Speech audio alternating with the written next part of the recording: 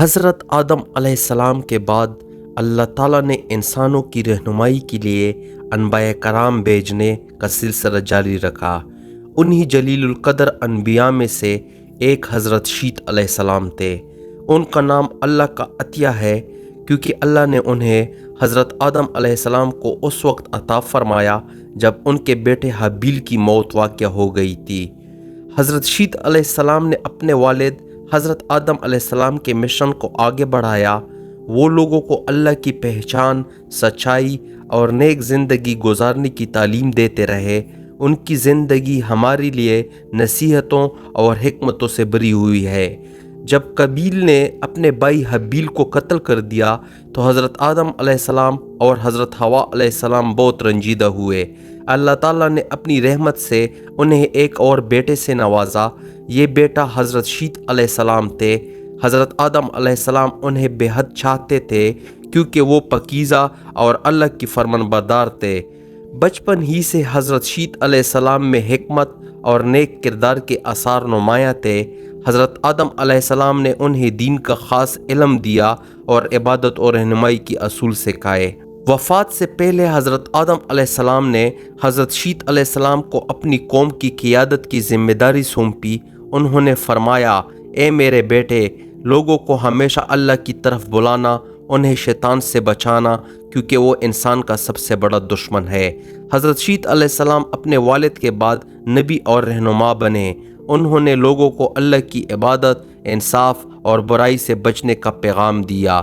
حضرت شیت علیہ السلام نے اپنی قوم کو یہ باتیں سکھائیں، اللہ کی عبادت کرو اور کسی کو شریک نہ ٹھہراؤ، حسد اور کینہ سے دور رہو، نرمی، دیانتداری اور انصاف کے ساتھ زندگی گزارو، غرور، لالچ اور شیطان کے جال سے بچو۔ انہوں نے معاشرے کے لیے اصول طے کیے کہ لوگ امن سے رہیں، ایمانداری سے محنت کریں اور ایک دوسرے کی مدد کریں۔ لیکن ہر کوئی حضرت شیت علیہ السلام کی بات نہیں مانا۔ کچھ لوگ قابیل کے راستے پر چل پڑے۔ وہ الگ بستیاں بنا کر وہاں شیطان کی پیروی کرنے لگے۔ ان لوگوں نے موسیقی، ناچ اور برے رسم و رواج ایجاد کیے۔ وہ مغرور اور گنہگار ہو گئے۔ شیطان نے ان کے اعمال کو ان کے لیے خوبصورت بنا دیا۔ حضرت شیت علیہ السلام نے اپنی قوم کو سختی سے منع کیا کہ قابیل کی نسل کے لوگوں سے میل جول نہ رکھیں کیونکہ ان کا راستہ اللہ سے دور کرنے والا ہے۔ اللہ تعالیٰ نے حضرت شیت علیہ السلام کو صحیفے عطا فرمائے۔ کہا جاتا ہے کہ انہیں 50 صحیفے دیے گئے جن میں رہنمائی اور حکمت کے احکام درج تھے۔ حضرت شیت علیہ السلام نے یہ تعلیم اپنی قوم کو دی اور فرمایا کہ صبر کرو، حق ہر مضبوطی سے قائم رہو اور اللہ کی عبادت کبھی نہ چھوڑو۔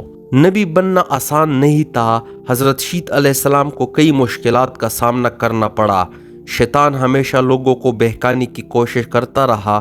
کبھی کبھی لوگ حضرت شیت علیہ السلام سے بحث کرتے اور کہتے، ہم آپ کی کیوں مانیں، ہم آزاد رہنا چاہتے ہیں، ہم اپنی مرضی کی زندگی گزارنا چاہتے ہیں۔ لیکن حضرت شیت علیہ السلام حکمت سے جواب دیتے، اصل زندگی اللہ کی اطاعت میں ہے۔ اگر تم شیطان کی پیروی کرو گے تو تم غلام بن جاؤ گے، لیکن اگر اللہ کی پیروی کرو گے تو تم واقعی آزاد ہو۔ حضرت شیت علیہ السلام ہمیشہ لوگوں کو حضرت آدم علیہ السلام کی زندگی یاد دلاتے کہ اللہ نے انہیں کس طرح پیدا کیا، کیسے آزمائے اور پھر کیسے معاف فرمایا۔ وہ سمجھاتے کہ دنیا کی زندگی ایک آزمائش ہے، یہ زندگی عارضی ہے اور ایک دن ہم سب کو اللہ کے پاس واپس جانا ہے۔ اصل اہمیت دولت یا طاقت کی نہیں بلکہ ایمان اور لبیک اعمال کی ہے۔ حضرت شیت علیہ السلام نے طویل عرصہ اپنی قوم کی رہنمائی کی۔ انہوں نے یقینی بنایا کہ حضرت آدم علیہ السلام کے بعد بھی اللہ کا پیغام باقی رہے۔ بعض روایات میں ہے کہ ان کے زمانے میں خانہ کعبہ دوبارہ تعمیر ہوا اور اللہ کی عبادت کا سلسلہ جاری ہوا۔ حضرت شیت علیہ السلام کے واقعے سے ہمیں یہ سبق ملتا ہے، اللہ ہمیشہ لوگوں کی رہنمائی کے لیے نبی بھیجتا ہے۔ حسد اور غرور جیسے قابیل میں تھا تباہی لاتا ہے۔ اللہ کی اطاعت سکون اور برکت کا ذریعہ ہے۔ شیطان ہمیشہ بہکانے کی کوشش کرتا ہے، اس سے ہوشیار رہنا چاہیے۔